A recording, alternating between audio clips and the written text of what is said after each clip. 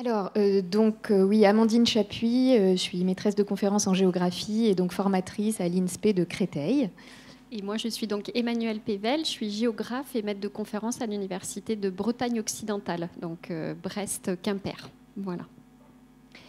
Alors, je pense que dans cette université d'été, depuis hier matin, on a eu l'occasion de beaucoup échanger et il me semble que aujourd'hui, l'introduction que j'avais prévue colle assez à ce qu'on s'est dit depuis hier, c'est-à-dire qu'à l'heure de l'Anthropocène, agir collectivement pour imaginer et créer un monde écologiquement vivable, ça suppose le développement, dès le plus jeune âge, d'une conscience écologique. Et cette conscience, elle se fonde sur le rapport que les sociétés et les personnes ont avec ce que dans la pensée commune on appelle la nature, d'où le fait que je le mette un peu entre guillemets. Or cette nature, nous en tant que géographes, on sait depuis peut-être nos premières heures de géographie à l'université qu'il s'agit d'une construction sociale et non pas d'un donné extérieur qui serait complètement extérieur aux sociétés.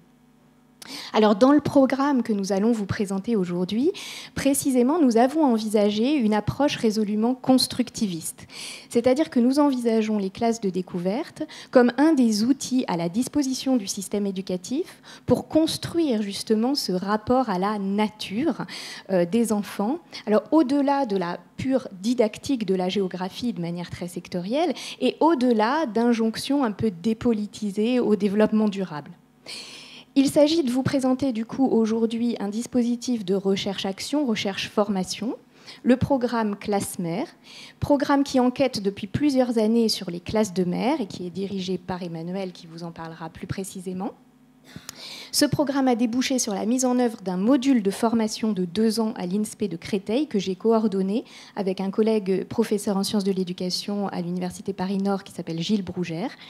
Et donc, on va essayer de vous présenter aujourd'hui ce dispositif et puis partager avec vous un certain nombre des questions qui nous animent aujourd'hui et qui correspondent aux enjeux soulevés par cette université d'été. Alors, ce programme Classe Mère, il s'intègre à une réflexion plus générale qui intéressait plusieurs disciplines, l'histoire, la géographie, les sciences de l'éducation, les STAPS, les sociologues, sur l'éducation au voyage. À la fois ce qu'il faut apprendre pour partir, les discriminations sociales, entre autres, à l'œuvre, et puis ce qu'on apprend en partant. Donc, il y a eu d'abord un colloque qui a été organisé à l'UBO en 2016. Je vais vous en faire passer les actes qui sont parus aux presses universitaires de Rennes. Merci Amandine. Qui s'appelle l'éducation au voyage. C'est mon exemplaire personnel. Donc s'il pouvait revenir après, j'ai mis mon nom dessus. Mais ça vous permet de le feuilleter. Et dans le cadre de ce colloque, il y a eu une matinée entière qui a été consacrée à l'éducatif militant. On a fait intervenir des gens de jeunesse au plein air, des CMEA, de l'UCPA. Et on s'est rendu aussi dans un centre nautique qui donc accueillait entre autres des classes de mer, parce que ce n'est pas seulement leur mission aujourd'hui. Et à la suite de ce colloque, un certain nombre d'enseignants-chercheurs ont voulu prolonger le travail sur les classes de mer en particulier, puisque ça a correspondu au moment où on fêtait les 50 ans des classes de mer. Elles ont été inventées en 1964 par un certain Jacques Kéroas, un résistant communiste très impliqué dans l'éducatif militant, qui avait vu ce qui commençait à se passer en montagne avec les classes de neige et qui avait voulu développer ces classes de mer. Donc c'est comme ça qu'est né d'abord ce projet supporté par la Maison des sciences de l'homme en Bretagne et ensuite donc par la Fondation de France qui est notre bailleur. La Fondation de France, elle insiste beaucoup sur des recherches partenariales, c'est-à-dire que les résultats ne peuvent pas être seulement scientifiques sous forme de publication. Il faut forcément que ça intègre des acteurs, la société civile, une grande catégorie. Donc il y a 3 axes qui répondent à une seule même question. Comment éduquer à la mer par les classes transplantées ? Le premier axe, c'est la mémoire. Comment on a éduqué à la mer par les classes de mer. Là, il y avait tout un travail à faire sur l'histoire des classes de mer. Donc, il y a eu un contrat doctoral qui a été décroché dans ce cadre.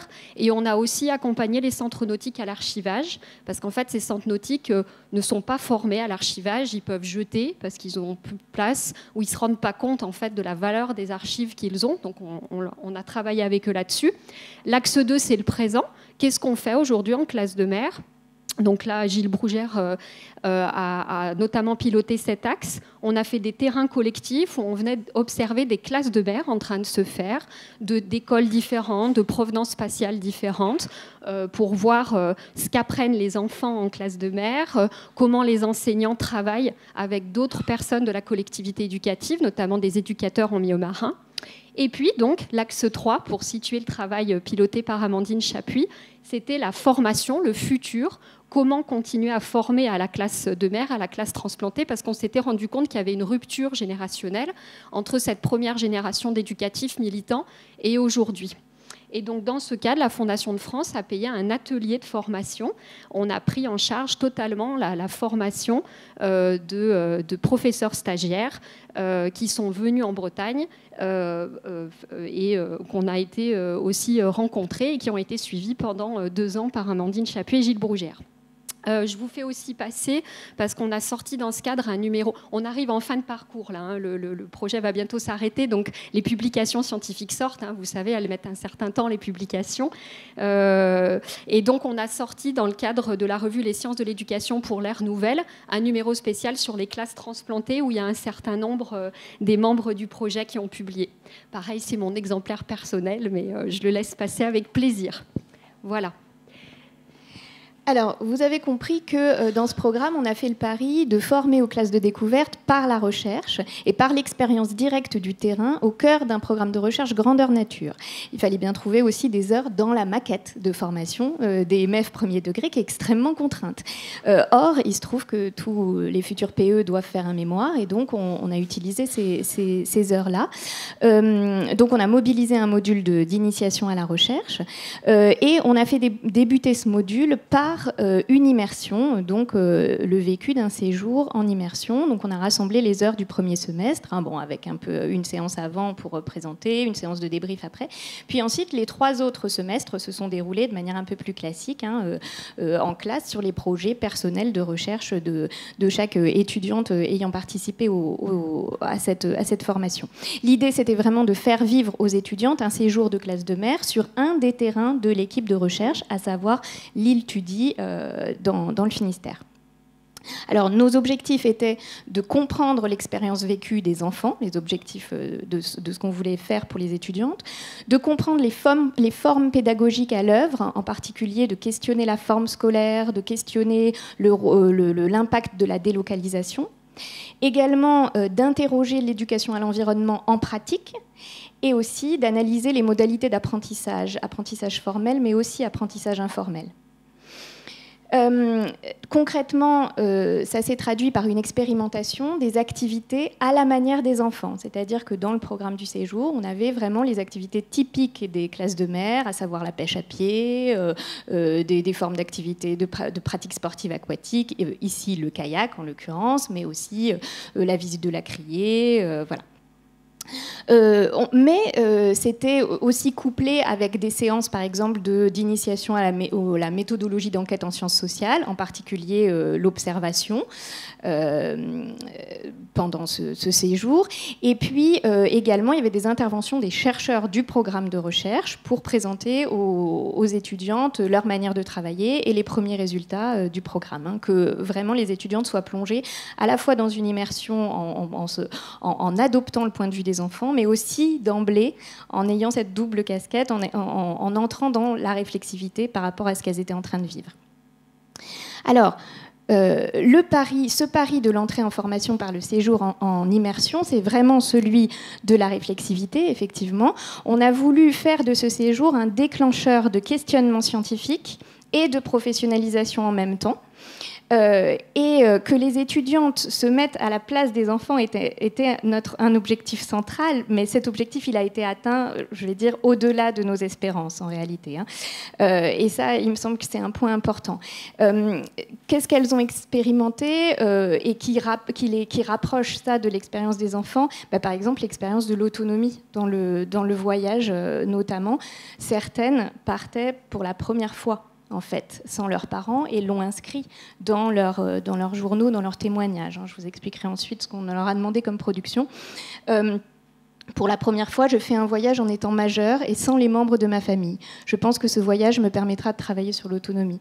Alors effectivement, ce matin, Dominique nous expliquait fort justement quel profil suivent ces enseignements. Nous, c'est vrai qu'à l'INSPE de Créteil, le module était situé en partenariat avec l'université de Villetaneuse, donc à Villetaneuse, avec des étudiantes majoritairement issues de la Seine-Saint-Denis, de classes populaires stabilisées ou de petites classes moyennes, presque toutes issues de l'immigration. Et donc, c'est des étudiantes dont presque aucune ne connaissait la Bretagne. Et absolument aucune n'avait pratiqué d'activité sportive aquatique au préalable, en fait. Les rares situations où les étudiantes connaissaient le littoral des mers plus froides, on va dire, c'était des expériences de classe de mer qu'elles avaient pu vivre étant enfants et ayant été scolarisées dans des réseaux d'éducation prioritaire, dans des villes de la banlieue rouge qui possédaient encore quelques centres. Voilà. Donc, ça, c'est important de comprendre ce contexte-là pour voir ensuite ce à quoi on peut réfléchir en termes de rapport au milieu biophysique aussi. Donc on constate une sorte de véritable mise en abîme de l'expérience vécue par ces futurs professeurs des écoles, à savoir que c'est pas du tout un bonus, mais il se passe vraiment quelque chose de fondamental dans le fait de vivre cette expérience-là. Il est inenvisageable de se projeter, emmener des enfants sur le terrain, emmener des enfants au loin dans un milieu qui ne nous est pas du tout familier, quand soi-même on n'a pas eu l'occasion de pratiquer ce genre de choses. Voilà. Et ce travail de réflexivité, nous l'avons fondé sur le rapport à l'écrit et à la narration d'emblée. Et ça me semble vraiment très important. On a insisté sur le fait que chacune avait à tenir un journal de terrain, et pour nous, cette entrée d'emblée dans l'écrit est fondamentale. Donc, tenir un journal de terrain en se fondant sur des notes prises au quotidien pendant le séjour, mais aussi sur des séances, des phases de réécriture a posteriori. Donc, j'ai mis un certain nombre d'extraits de ces journaux de terrain sur lesquels aujourd'hui on peut s'appuyer pour réfléchir un peu. Alors, effectivement, pour réfléchir à ce qui s'est joué dans ce dispositif, aujourd'hui, on dispose d'un ensemble varié de matériaux. Des photos de ce qu'on a vécu, des comptes rendus de nos échanges plus ou moins formels avec les étudiantes, ensuite en classe, les journaux de terrain de ces étudiantes, mais aussi les mémoires qu'elles ont finalement produits au bout de 2 années de formation, des mémoires qui sont eux-mêmes fondés sur des matériaux variés, des observations, des focus group menés avec des enfants, des entretiens menés avec des enseignants et des enseignantes, mais aussi des productions d'enfants, des dessins par exemple. Alors maintenant, on aimerait, à partir de ce défrichage en cours de ces matériaux, dresser quelques pistes de réflexion. Alors, et pour commencer, donc, je le disais en introduction, en tant que géographe, on part vraiment du postulat que le rapport à la nature est une construction sociale, une construction culturelle, que les sociétés entretiennent avec les milieux biophysiques qu'elles habitent des relations qui varient énormément en fonction des contextes géographiques et historiques. Mais dans le champ éducatif, prendre en charge ces grandes constructions culturelles, ça ne suffit pas. En fait, pour comprendre l'expérience vécue des apprenantes, il faut comprendre que cette expérience, elle est le produit de conditions sociales spécifiques liées aux propriétés sociales de ces apprenants et de ces apprenantes. Alors ici, et là, du coup, je pense que ça fera écho aussi à ce que nous racontait Dominique ce matin, le genre, bien sûr, donc je ne vais pas revenir sur tout ce que Dominique expliquait ce matin sur l'impact des rapports de genre sur le rapport des jeunes femmes à l'espace public, etc., à l'espace en général. Le genre va influencer le rapport à des espaces non familiers, mais aussi le rapport au milieu et aux éléments. Et là, je rajouterai aussi les travaux qui sont produits sur les questions de genre en didactique de l'EPS, par exemple. Donc, le rapport au corps est impacté par ces questions de genre. Mais aussi, la question des stéréotypes et des discriminations raciales joue un rôle important dans cette histoire. On peut très bien, il faut faire attention quand on emmène des étudiants aussi, et donc aussi quand on emmène des élèves, au fait que oui, on peut vivre le racisme on peut vivre des agressions racistes dans des séjours, et les étudiants peuvent avoir intériorisé le fait que c'est possible et que c'est risqué aussi, d'aller se confronter à ces espaces étrangers. Et ça, je pense qu'il faut l'avoir en tête. Mais il y a aussi le fait que ces étudiants peuvent avoir intériorisé des stéréotypes raciaux liés au rapport au milieu. Je pense par exemple à des stéréotypes qui circulent sur les rapports des corps noirs au milieu aquatique. Il y a des stéréotypes concernant la capacité à apprendre à nager, etc., qui circulent et qui sont incroyablement inhibants pour certains élèves et aussi, il se trouve, pour des étudiants futurs professeurs des écoles. Et puis, bien évidemment, l'origine sociale est déterminante, puisque, comme je vous le disais, parmi nos étudiantes, très peu étaient allées en Bretagne, aucune n'avait jamais pratiqué d'activité nautique. C'est la raison pour laquelle, par exemple, en tout cas, ça peut expliquer, ça peut être une hypothèse explicative pour comprendre pourquoi, dans les journaux de terrain, la sensation du froid, et notamment de l'eau froide, déconcerte énormément nos étudiantes dès qu'on arrive sur place, et qu'on retrouve ça dans tous les journaux. Bien arrivés au centre, nous avons déposé nos bagages et nous sommes partis contempler la mer. J'étais heureuse de voir la mer, mais il faisait très froid. C'était drôle, car nous n'étions pas prêts pour le froid. Donc là, on voit bien la force des représentations initiales par rapport au milieu qu'on va vivre et qui vont être en fait déboussolées déconstruites par le rapport matériel avec le milieu. L'expérience du kayak, bien sûr, va aussi être un moment fondateur et très complexe à appréhender par l'ensemble de l'équipe. On voit par exemple, j'ai pu vivre cette expérience nautique d'un point de vue immersif en engageant mon corps physiquement dans le kayak, mais aussi mentalement, en surpassant les prénotions que j'avais.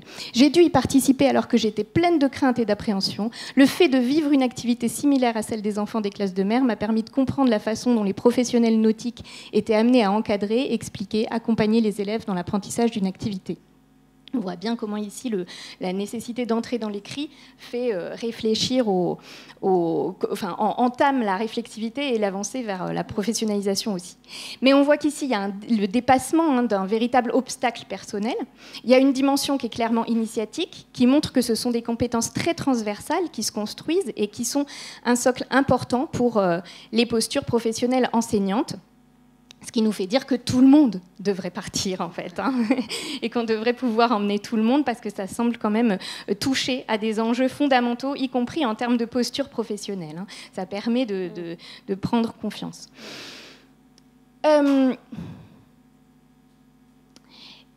Effectivement, tout le monde devrait partir, mais c'est pas si simple. Emmanuel, est-ce que tu veux dire quelque chose là-dessus ? Tout à fait. Alors pourquoi c'est pas si simple ? Parce que le fait de partir s'apprend. Aussi évident que ça puisse paraître, surtout pour les catégories sociales auxquelles on peut appartenir, c'est extrêmement discriminant pour plusieurs raisons. D'abord, socialement, le départ en vacances aujourd'hui, ça reste quelque chose socialement discriminant dans les familles, entre ceux qui ne partent jamais et qui restent enfermés spatialement et mentalement dans les quartiers, et puis ceux qui, à raison de plusieurs fois dans l'année, prennent l'avion pour partir à l'étranger.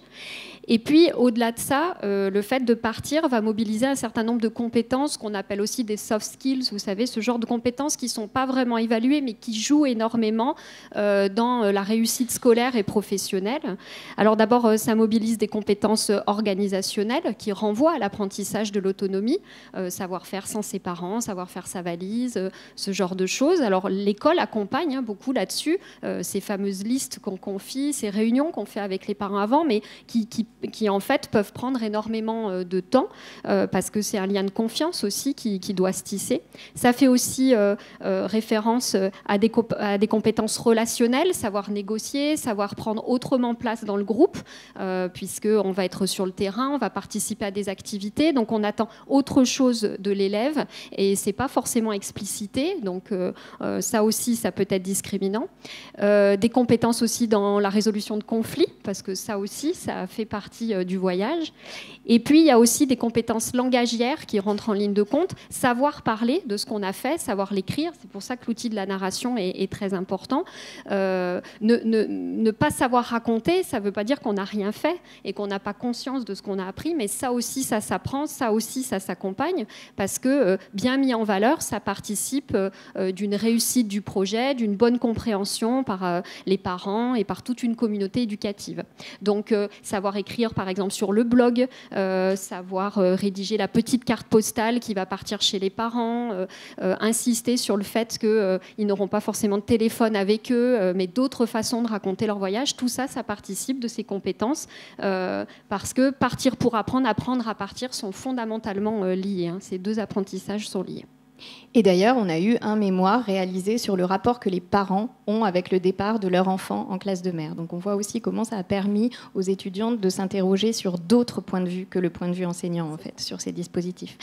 Alors il y a le rapport au voyage qui se construit, et puis je le disais, il y a le rapport au milieu biophysique, qui constitue, à mon avis, une source encore un peu trop peu investiguée en éducation. En tout cas, il y a bien sûr des choses qui se font, et je pense qu'on peut encore développer des tas de choses.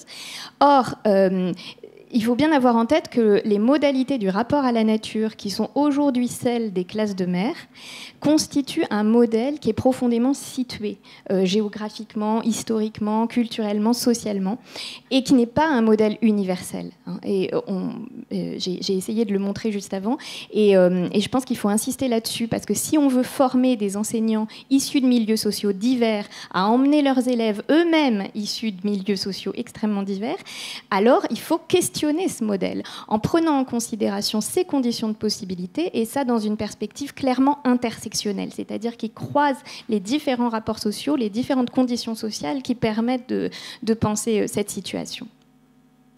Mais attention, parce que quand on dit qu'on a besoin... T'as le petit truc Quand on dit que c'est important de plonger les apprenants et les apprenantes dans la matérialité des milieux, c'est pas parce qu'on considère qu'il y aurait un génie des lieux qui, par magie ou par mystique, simplement il suffirait de plonger les gens dedans pour que des choses se révèlent. C'est absolument pas... je crois qu'il faut justement se garder de cet écueil-là, de réification un peu de ce qui est de ce qui peut constituer une sorte de magie, de génie des lieux. C'est parce qu'en fait, il nous semble qu'il faut construire un rapport direct à l'environnement pour pouvoir envisager la construction de conscience écologique. Pour ça, il faut une immersion, parce qu'il faut partir du corps et des sensations comme fondement pour les apprentissages. Mais ce n'est pas suffisant. Il faut ensuite donner du sens et institutionnaliser afin que tous les apprenants et les apprenantes puissent s'approprier ces dispositifs, et pas ceux qui bénéficient de dispositions scolaires qui vont leur permettre de créer eux-mêmes des liens entre les différents éléments qu'on leur présente ou avec lesquels on les confronte. Donc ça va passer par l'explicitation des savoirs formels visés. Et là, vous voyez ici, j'ai présenté des matériaux utilisés dans le cadre d'un mémoire qui comparait les représentations de Belle-Île, en fait, d'enfants avant la classe de mer et après leur classe de mer.